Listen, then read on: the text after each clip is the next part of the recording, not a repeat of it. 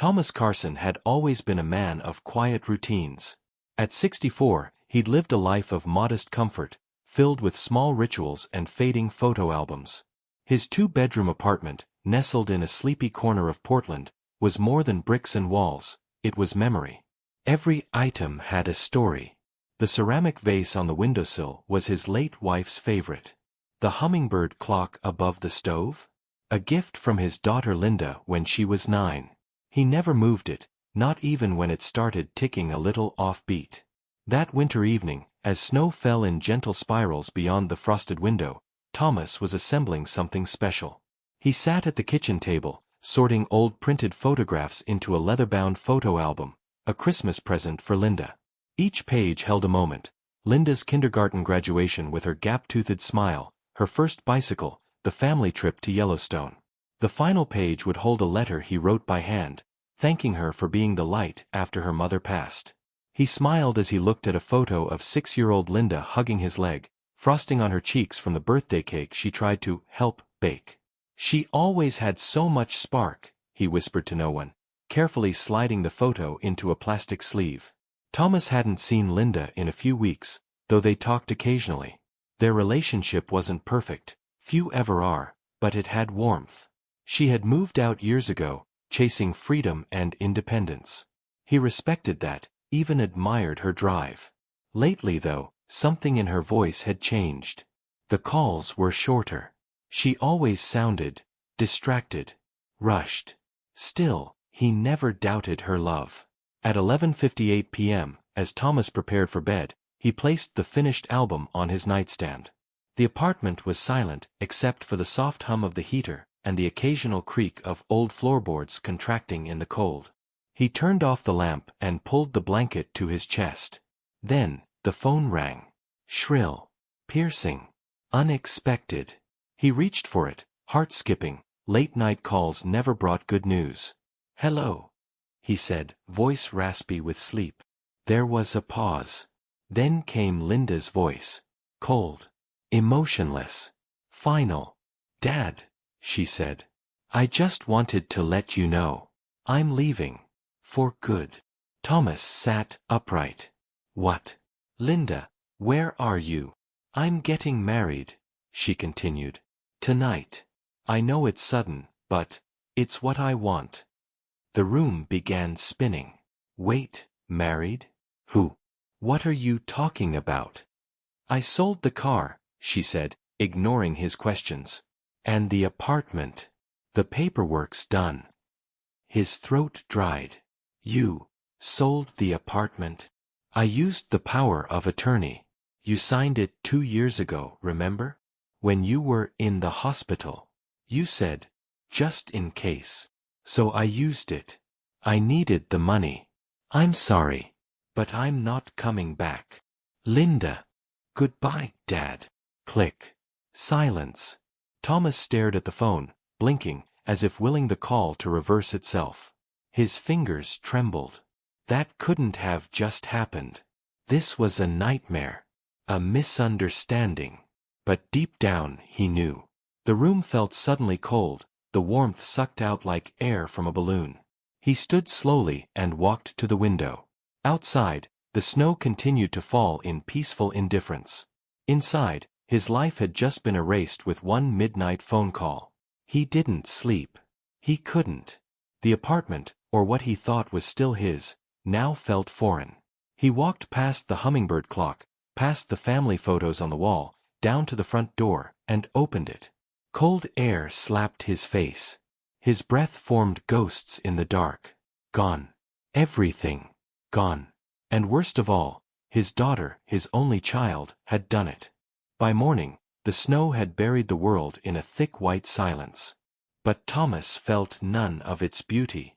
He sat motionless in his armchair, the same place he'd sat the night before, still dressed in the same clothes, the photo album untouched on the nightstand. He kept staring at his phone, as if it might ring again.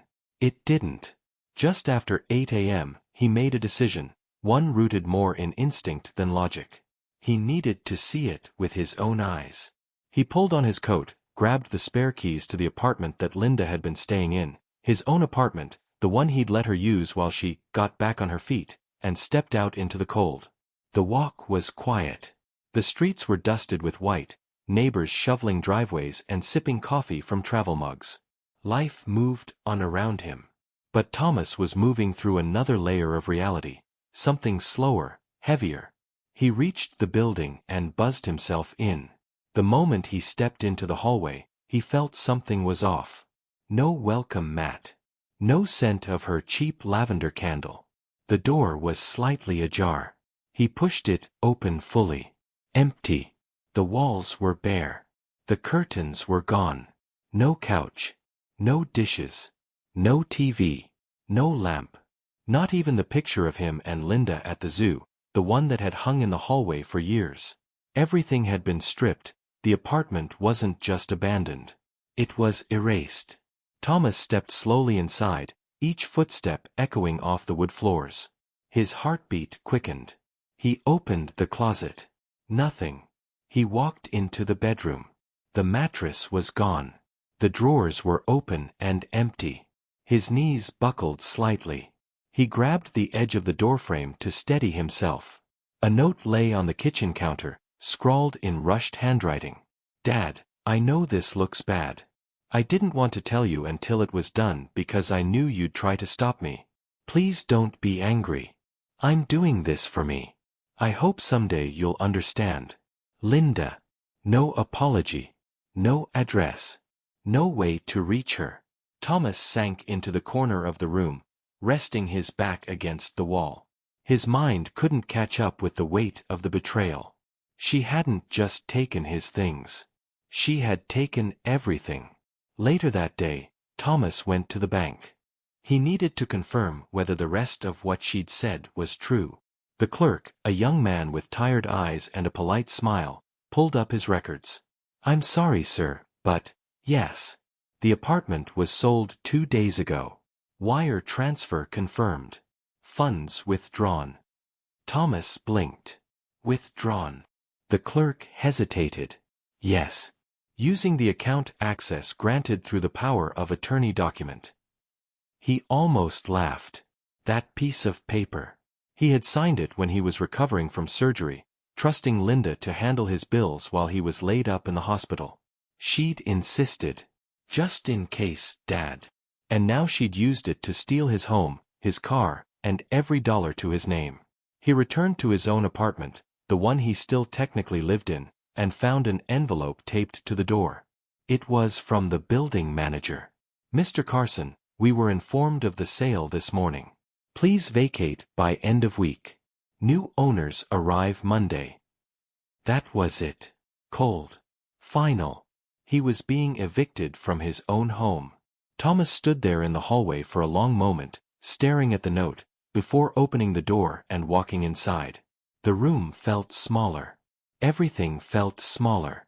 In the kitchen, he poured himself a cup of cold coffee and sat at the table. What was he supposed to do? He didn't have another home. His car was gone, likely sold along with the rest of his belongings. He had no savings, no backup plan. And the worst part wasn't the loss. It was the silence. No phone call. No explanation. No tears. Linda was just gone. Not a daughter saying goodbye to a father, just a thief finishing a job. Thomas pulled the photo album off the nightstand and flipped through it slowly. Each image, once so full of warmth, now felt like a punch in the chest. Her little hand in his. Her laughing at the beach. Her high school graduation. Their trip to Seattle. He stopped at a photo of Linda on her 6th birthday. She was missing a front tooth, eyes sparkling, frosting smeared across her cheek. That day, she had said, "You're my favorite person in the whole world, Daddy." He closed the album gently and set it aside.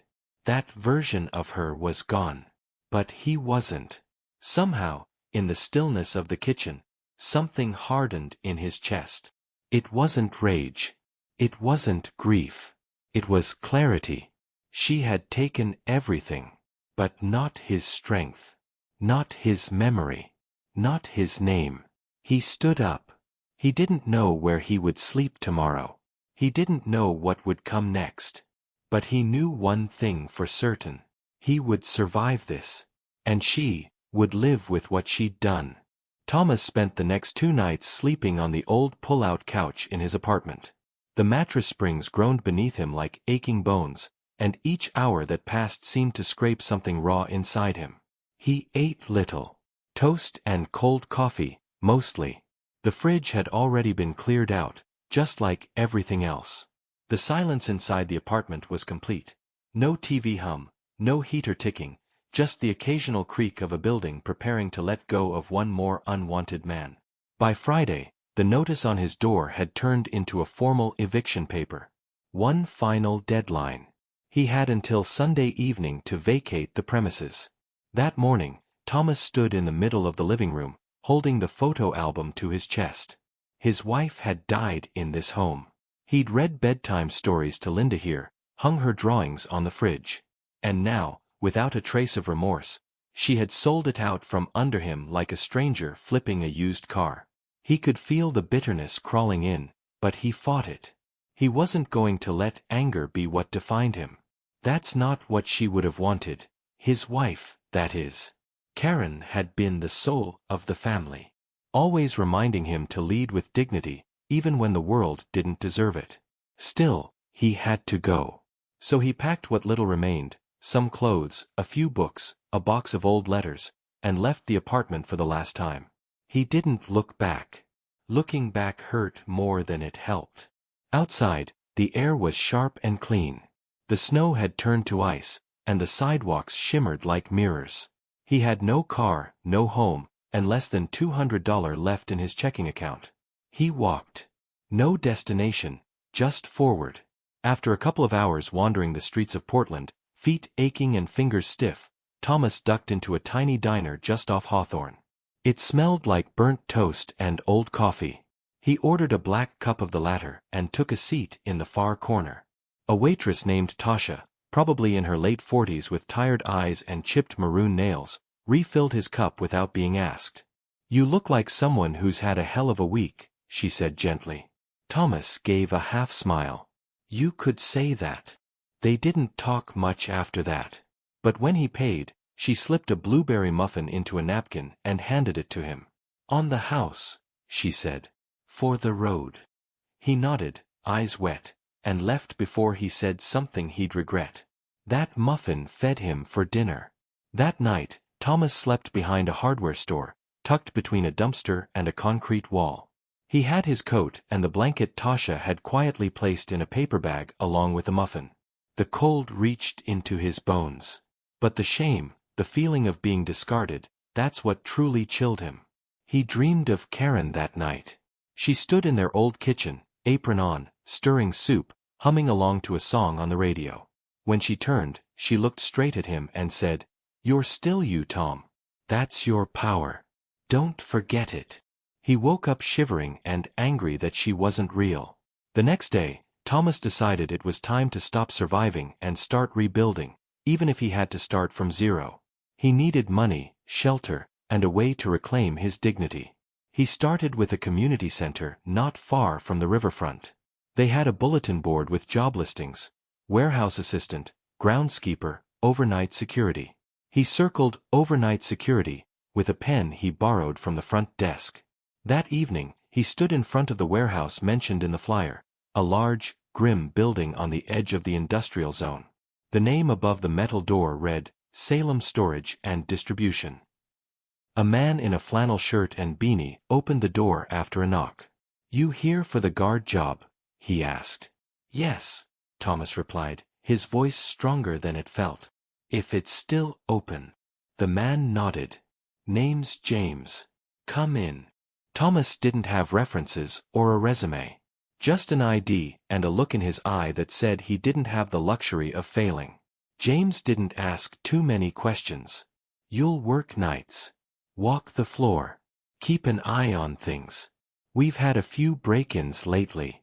You stay awake, don't steal anything, and you'll get a weekly paycheck and a cot in the back. Deal." Deal. That night, Thomas slept in the back room of a cold warehouse, curled under a donated blanket, with a small space heater whirring like an old friend. It wasn't home. It wasn't dignity, but it was something. In the following days, he found rhythm again. He patrolled the echoing halls of the warehouse with a flashlight, checking locks, logging doors. He made coffee on a small portable burner, read during the slow hours, and wrote in an old notebook. He started jotting down memories, feelings, thoughts, everything he couldn't say out loud. Linda betrayed me. But I refuse to let betrayal be my story. My story will be what comes after. Sometimes, in the middle of the night, he'd stare out the narrow warehouse windows and wonder if Linda even felt guilty. Other times, he forced himself to stop thinking about her entirely. He still didn't know what had led her to make that decision. Whether it was greed, manipulation, or something darker. But he knew one thing. He wasn't the one who should feel ashamed. A week had passed. The routine at the warehouse brought Thomas a strange kind of comfort. It wasn't glamorous, but it was predictable. He swept the floors, checked the security cameras, logged deliveries, and nodded quietly to the 2 truck drivers who came by at 3 a.m. every other day. His cot in the back room was hard, but he didn't complain. He was too tired at night to care. He hadn't heard a single word from Linda. Not a text. Not a call. Not even one of those pathetic, half-hearted, "I didn't mean to" emails. And a part of him had started to accept that he never would. But life had its own rhythm, and just as he began to rebuild, something new arrived. It came on a Thursday morning, a letter in a thick envelope marked with the logo of a real estate law firm. Thomas found it waiting on the front desk of the warehouse when his shift ended. He stared at it for a long moment before opening it. His hands were steady, but his stomach twisted with dread. Inside were copies of the property sale agreement. His signature was there. But the rest? It was clear Linda had processed everything through her fiancé's lawyer. The power of attorney was used to liquidate all assets, the apartment, the car, even a joint savings account he forgot she had access to. The sale had been done legally, but everything about it felt rotten. At the very bottom of the letter was a brief note. Mr. Carson, we are contacting you to confirm that the property transfer has been finalized. At this time, no further action is required on your part. Sincerely, Michael Gates, J.D. He read it twice. Then a third time. And something in him snapped, not with rage, but with focus. He grabbed his coat and walked 3 blocks to the public library. There, he sat in front of an ancient desktop computer, filled out a request for a free legal aid consultation, and submitted the form with his last drop of energy. 3 days later, he got a call. The voice on the other end was calm and professional. Her name was Elise, a junior attorney working with a local legal nonprofit. She had reviewed his submission and thought his case had merit. Mr. Carson, I'm going to be honest, she said during their first meeting at her office. What your daughter did was morally reprehensible. But we need to prove either coercion, mental incapacity at the time of signing, or fraud. Thomas sat across from her, clutching a worn notebook. I wasn't incapacitated. I was just trusting. Elise nodded, thoughtful. Then we focus on proving she abused that trust for personal gain. And we highlight the emotional and financial impact. We can file a civil suit. Maybe get a portion of the money back. Possibly a settlement. Would that mean facing her? Eventually, yes. Thomas leaned back, exhaling slowly. He wasn't sure if he wanted revenge or just closure. But what he did know, he wanted his voice to matter. I'll do it, he said quietly. Let's file. The following week was a blur of legal forms, timelines, affidavits, and consultations. Elise worked with quiet fire, asking questions that dug deep, about the sale, the timeline, the conversations he could remember. Thomas found himself remembering things he had tried to forget. Like the moment Linda had come to his hospital bed and said, "Don't worry about the bills, Dad. I'll take care of everything. Just sign here." Or the way she flinched when he mentioned updating his will. Or how she stopped calling as often right after she started dating the man she called Leo, a charming entrepreneur with empty eyes. Bit by bit, Elise built a timeline of manipulation. And Thomas, with each session, began to feel more than just pain. He felt resolve. One night, as he walked the warehouse perimeter with his flashlight, he passed a mirror leaning against a shipping pallet. It was dusty, probably forgotten by whoever left it there. He caught his reflection and paused. His beard had gone completely gray. Lines carved into his face like roads on an old map. But his eyes, they were steady again. Present. Alive. That's when the call came. His phone buzzed. Unknown number. He answered without thinking. Hello. A shaky breath on the other end. Then a voice he hadn't heard in over 2 weeks. Dad. Thomas froze. Linda, he said flatly. I know I'm probably the last person you want to hear from, she said. Her voice was low. Almost hoarse. You're right. I messed up. I know I did. I don't know what I was thinking. Leo left. He said I wasn't useful anymore. And I've got nothing. The money's gone. I'm staying in a motel out in Beaverton. I don't know where else to go. Thomas didn't speak. I'm sorry, Dad. Please. Can I see you? Just to talk. Please. Silence stretched between them. Thomas closed his eyes, took a breath, and said one sentence. Not yet. Then he hung up. He didn't cry. He didn't yell. He just kept walking, flashlight in hand, as the empty warehouse echoed with nothing but his footsteps. 3 days passed after the call. Thomas didn't tell Elise about it, didn't write about it in his notebook, didn't mention it to James at the warehouse. He simply stored the words in the back of his mind like a sealed letter, unopened, unread, waiting. Each night felt colder, though it had nothing to do with the weather. The heater in his room buzzed as usual, the security logs remained clean, and the trucks still came and went with their boxes and tired drivers. But Thomas was changed. Something had shifted. He couldn't shake the sound of her voice, weak, cracked, lost. Linda. His daughter. His betrayer. She'd said she had nothing. That Leo had left her. That the money was gone. That she was in a motel out in Beaverton. He had checked the caller ID afterward, and yes, the number traced to a local motel. She hadn't lied. At least, not about that. Still, Thomas didn't go. He didn't call. He waited. He needed to know this wasn't another manipulation.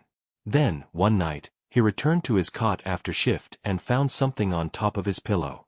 A small envelope. No name. Just his initials, hand-scribbled in pencil, T.C. Inside was a note.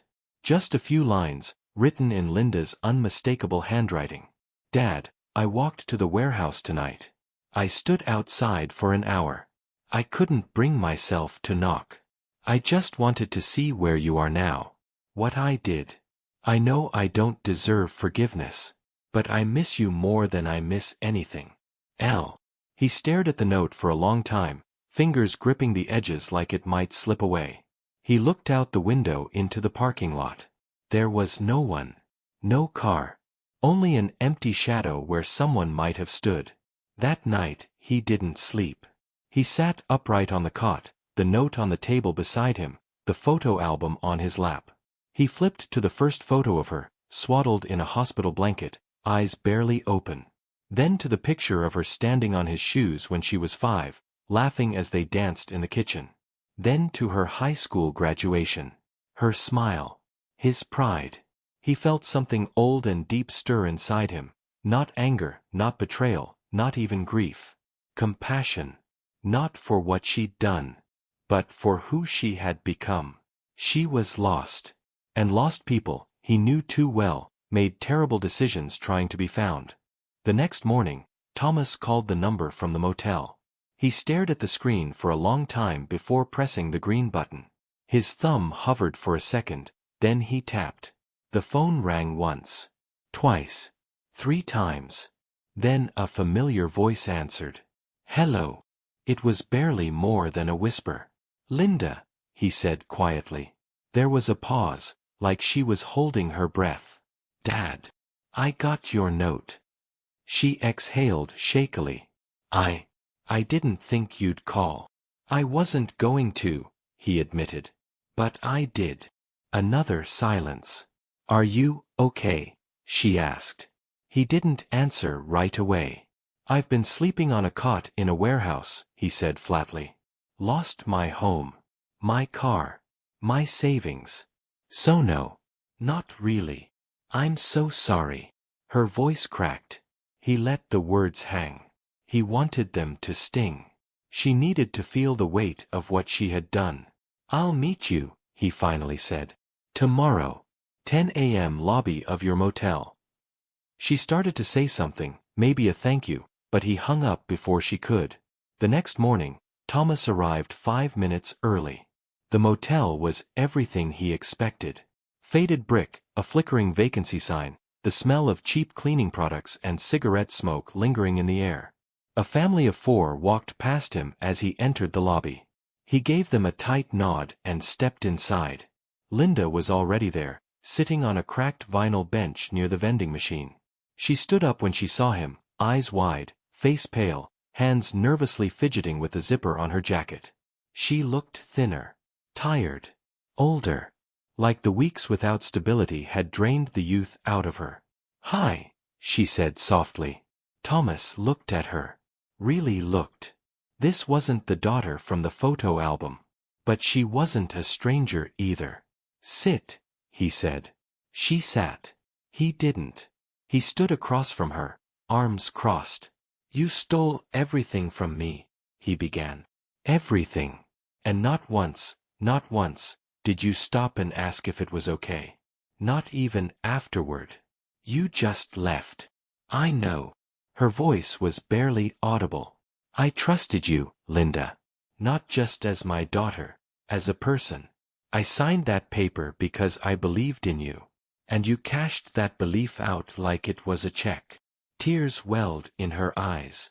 I thought Leo would help me fix it. I thought once we had money, I could give some back. Or at least explain it. But it all went wrong. He used me. I see that now. Thomas said nothing. I'm alone now, she whispered. He took everything and left. He even drained the last of the money. I'm sleeping 2 hours a night and selling my jewelry just to pay for this room. I messed up so badly.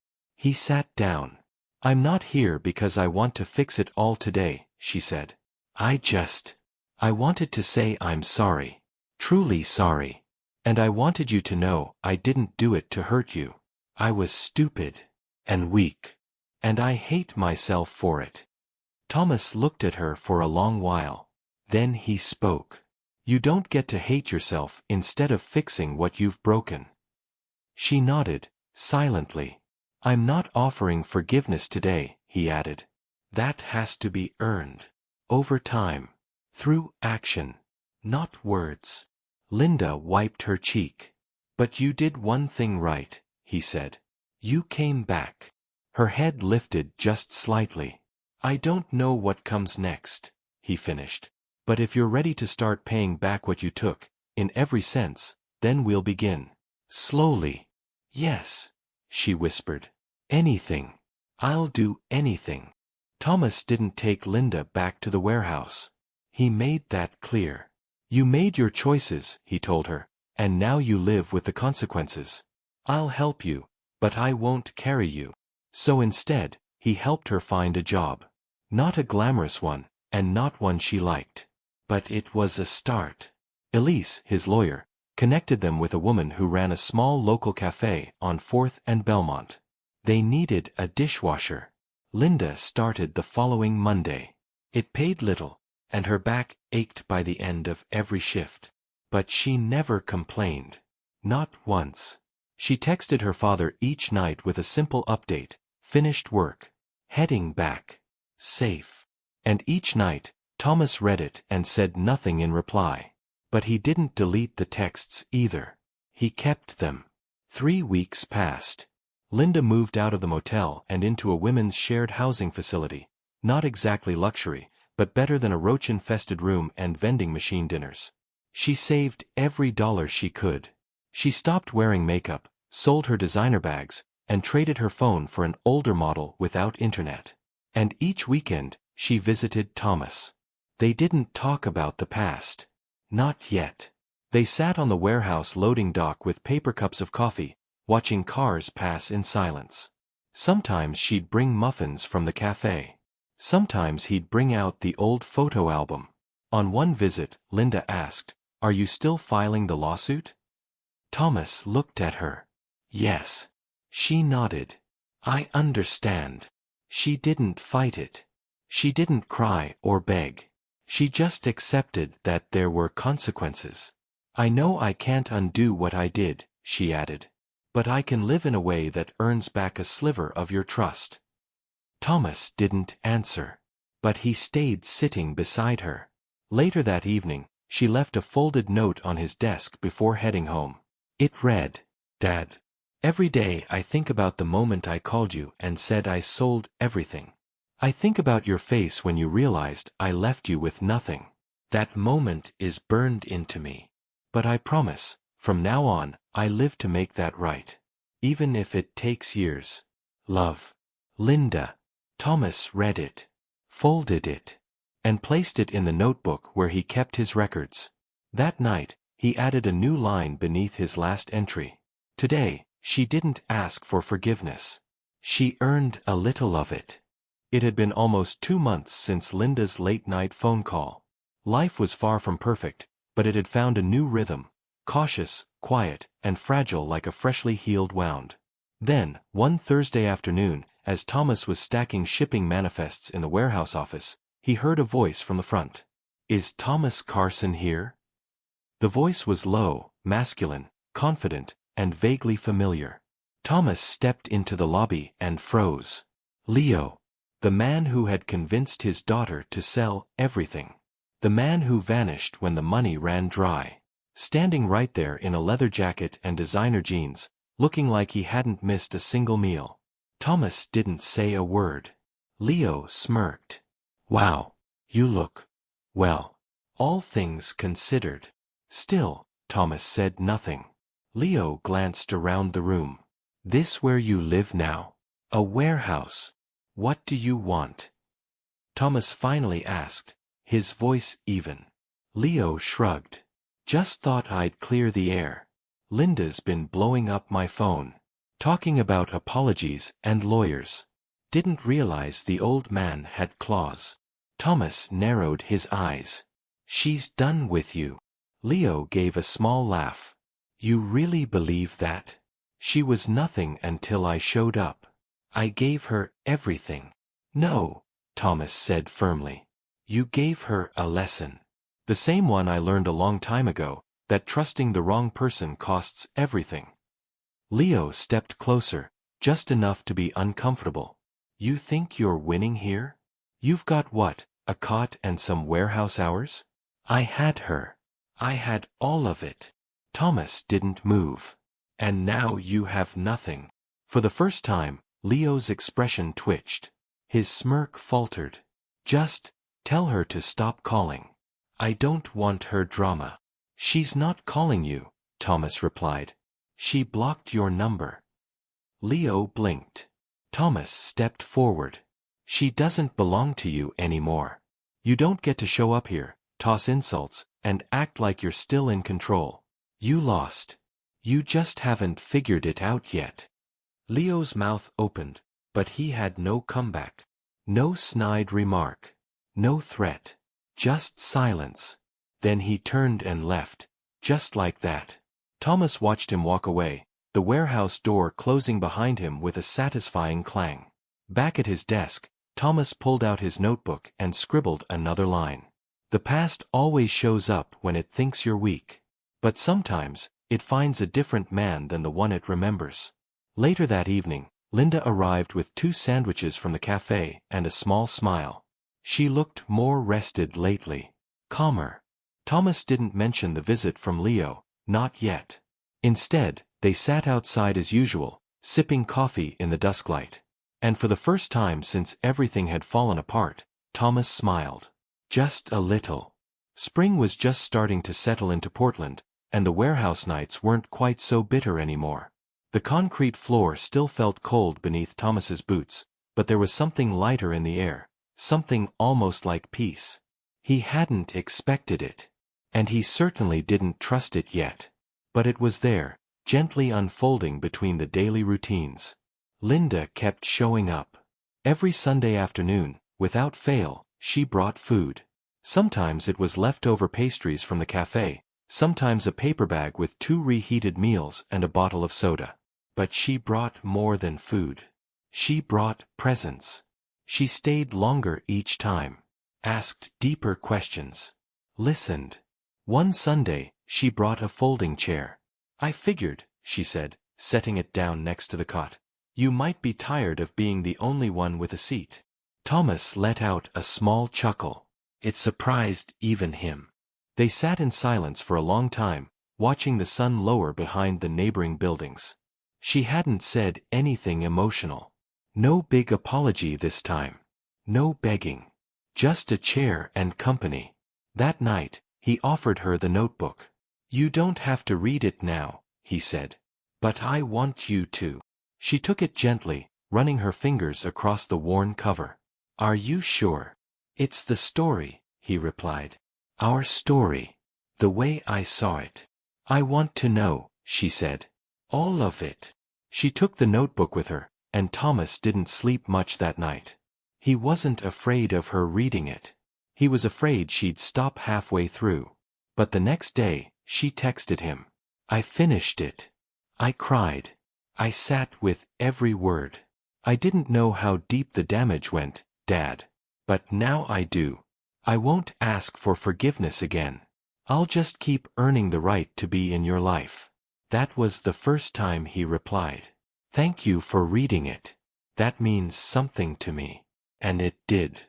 More than he could say. The next Sunday, Linda arrived with something new in hand, a casserole dish. "Don't laugh," she said, holding it up, "but I joined a church group. They do community dinners.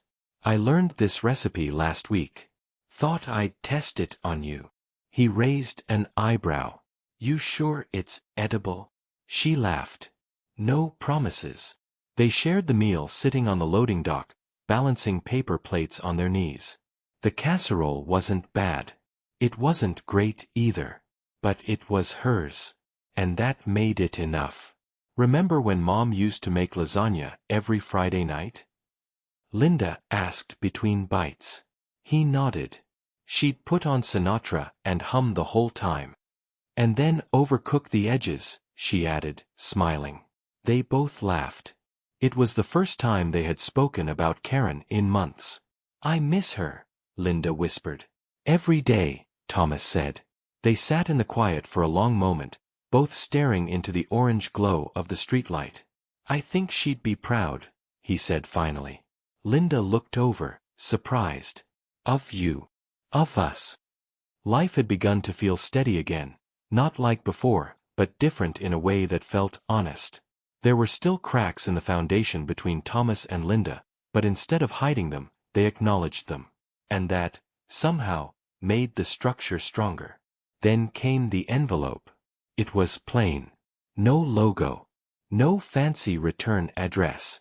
Just his name, handwritten in careful cursive. Thomas opened it slowly, seated at the warehouse breakroom table with a mug of bitter coffee by his side. Inside was a formal settlement offer, from Leo's attorney. Thomas read the first page twice. Then a third time. It offered $40,000, a fraction of what had been lost, in exchange for dropping any further legal claims against Leo personally. A tidy resolution. A quiet one. No court. No attention. There was a sticky note attached. "You've made your point. Let's all move on. M.G. Michael Gates."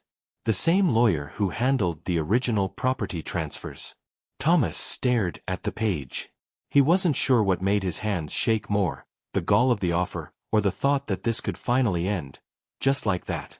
With money. Like everything else in the last few months. He folded the letter, placed it on the table, and walked outside. The evening was cool and quiet. Linda was due to arrive in an hour, but he didn't wait. He texted her instead.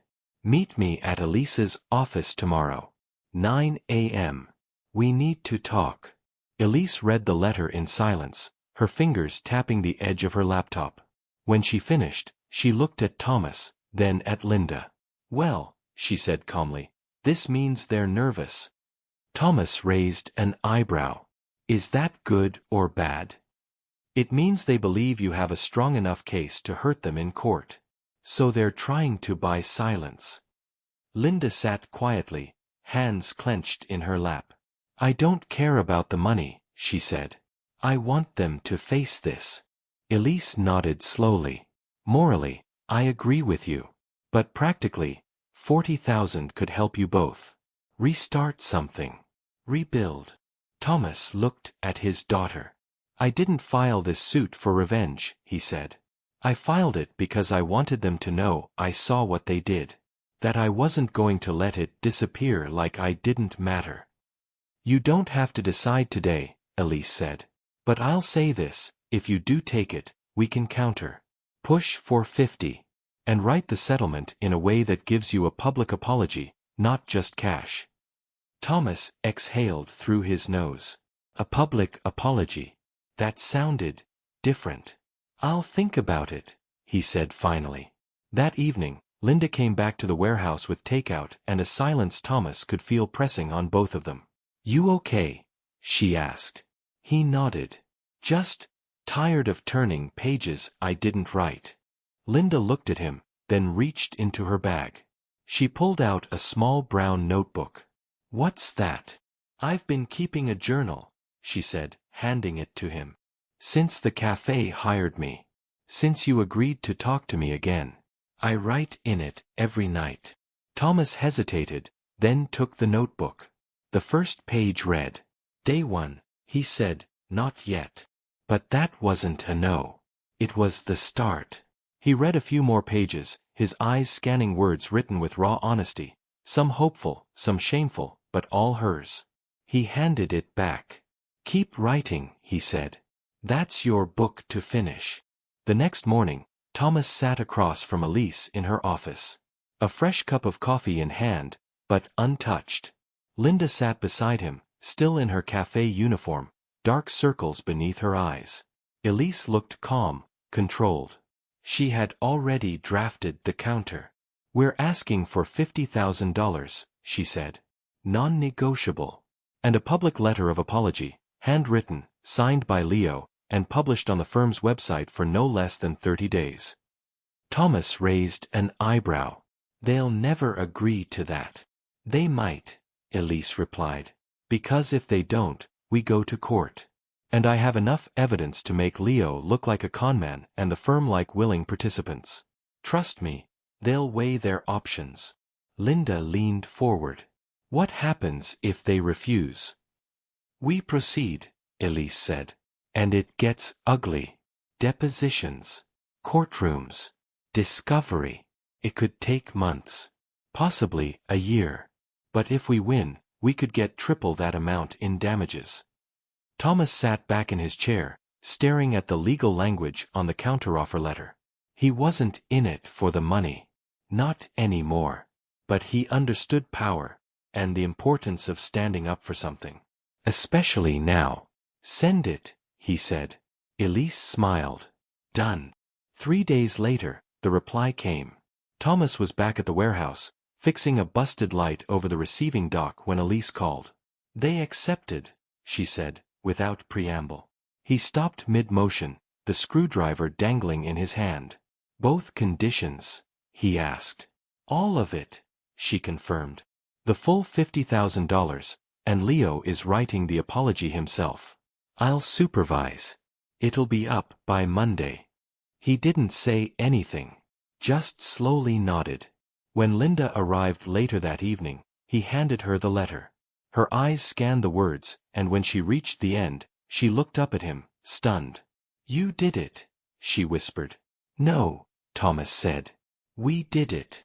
She smiled, then hugged him, tight and sudden. The kind of hug that didn't need words. The kind a daughter gave a father not just out of guilt, but out of gratitude. For a moment, Thomas stood stiff, uncertain. But then he put his arms around her too. They used the money wisely. Thomas found a small apartment, nothing big, but warm and his. A real bed. A coffee machine. A place where he could sit at a table by the window and write. Linda stayed at the Women's Housing Center a little longer. She wanted to do it on her own. When she finally moved into her own studio, she paid every dollar herself. They met every Friday night for dinner, alternating between his place and hers. One night, as they finished dishes together in Thomas's small kitchen, Linda looked over and said, "You know, I used to think money fixed everything." Thomas glanced at her. "What do you think now?" She smiled softly. "Money helps. But rebuilding trust, that takes time. And showing up. Over and over." He nodded. "And you're still here." "I am." That night, before she left, she handed him a small wrapped box. Inside was a new journal. Leather-bound, dark brown, with his initials engraved in the corner. T.C. "For your next chapter," she said. He didn't say anything at first. Just ran his fingers across the smooth cover. "I thought I was at the end," he finally said. "Turns out, maybe I was just in the middle." Linda smiled. "That's the thing about stories, Dad. The best ones always have a twist." The holidays came quicker than expected. That year, for the first time since Karen passed, Thomas bought a small turkey. He didn't host a crowd, didn't decorate the house with anything fancy. But he set the table for two, plates, silverware, cloth napkins, and placed a single candle in the center. Linda arrived with a pie she'd baked herself. It was slightly uneven and a little over-baked on the edges, but her smile as she held it out was bright and proud. "I Googled the recipe 3 times, she said. "And still messed it up." "It's perfect," Thomas replied. They ate in the soft hum of quiet conversation, talking about little things. How the cafe had a new manager, how Thomas was thinking of painting his living room, how the weather couldn't decide if it was fall or early winter. For a moment, everything felt normal. When they were done eating, Linda stood and cleared the plates without being asked. She didn't look for praise. She simply did it. That alone told Thomas how far she'd come. Later, they sat on the couch, each with a mug of tea in hand, watching the old electric fireplace flicker in the corner. It was one of the few things Thomas had left from the original house. Something Karen had insisted they buy, even when it felt unnecessary. "Do you ever think about selling the past?" Linda asked suddenly. He turned to her. "What do you mean?" "Like, getting rid of the photos, the furniture, the keepsakes. Starting clean." Thomas thought about that. He looked at the picture of Karen on the mantel, the framed hand-drawn card Linda made when she was 10, still taped to the side of the bookshelf. "No," he said softly. "The past is part of the present. Even when it hurts." Linda nodded slowly. "I used to want to run from it all. Now, I think I just want to understand it." He smiled. "That's how you grow." A pause. "I'm thankful," she said. "For what?" "For the second chance." He didn't answer immediately. Instead, he reached across and gently squeezed her hand. "So am I." A week later, a small envelope arrived in the mail. It was from Leo. Thomas hesitated before opening it, unsure what games the man might still be playing. But when he unfolded the note, there was only one sentence. "I saw the apology published. You got what you wanted. This is the last time you'll hear from me." Thomas stared at the paper, then tore it in half and dropped it in the bin. Not in anger. Not in triumph. Just closure. He didn't tell Linda. She didn't need to carry any more of the weight that wasn't hers anymore. Instead, he picked up the leather journal she gave him, opened to the first page, and began writing. Chapter 1. "I thought the end came when the house was empty. But the real story began when my daughter came back. Not perfect, not innocent, but willing to try. Winter settled in slowly, dusting Portland's rooftops in white and pressing its chill into every windowpane. But inside Thomas's apartment, things felt warmer than they had in years. One Tuesday afternoon, Thomas returned home to find a small envelope slid under his door. The handwriting on the front was unmistakably Linda's. He opened it carefully. "Dad, there's a community night at the cafe this Friday. Staff can bring a guest. I'd like that guest to be you. I know it's just coffee and music and awkward small talk, but it would mean a lot. Linda." Thomas stared at the note for a long time. He hadn't been to any kind of public gathering since before Karen passed. The idea of standing around strangers, chatting about the weather and pretending to laugh at lukewarm jokes, it didn't appeal to him. But still, she'd asked. Friday evening, Thomas arrived 5 minutes late, just as the sky turned dark and soft jazz played from a small speaker near the door. The cafe looked different than he remembered. There were twinkling string lights in the windows, mismatched chairs pulled into cozy circles, and tables decorated with hand-drawn place cards. Linda spotted him the moment he walked in. Her face lit up, not just with relief, but with something brighter, pride. "You came," she said, hurrying toward him. "I said I would." "You look good," she said, straightening the collar of his coat. He raised an eyebrow. "I'm wearing the same sweater I always wear." "Still," she smiled. "It suits you." She led him to a table near the back, where the staff sat between rounds of serving tea and wiping down counters. The manager, a tall woman with gray curls and kind eyes, introduced herself as Nancy. "You're Linda's dad?" she asked. "She's one of the hardest workers we've ever had. Doesn't say much, but she listens." "That's rare these days." Thomas glanced at his daughter. She always had that in her. Took some time to uncover it again. They sat for a while, sipping tea and listening to a local trio perform acoustic covers of old songs. At one point, Linda leaned over and whispered, "Remember when Mom used to dance around the kitchen to this one?" Thomas nodded. She always got the words wrong. She never cared. They both laughed. Later that night, as the cafe emptied and chairs were stacked, Linda handed Thomas a small bag. "I packed some leftovers for you," she said. "And something else." He opened it once he got home. Inside was a tin of cookies, slightly burnt on the bottom, and a folded piece of paper. Another note. "Dad, thank you for walking through this with me. For not giving up. For showing me how to rebuild instead of run. This cafe is just the beginning. Someday, I want to open my own. And when I do, I want the first table reserved just for you. Love. Linda." Thomas sat at his kitchen table long after that, the note resting beneath his fingertips. He didn't cry, but for the first time in years, his chest felt full. Not from grief. Not from guilt. From hope. Thank you for following Henry's story. If you enjoyed this heartfelt journey of family, resilience, and justice, please like, share, and subscribe for more soul-stirring tales. Explore our other stories here on When Karma Strikes, where every betrayal meets its reckoning, and every silence holds a secret strength. ChatGPT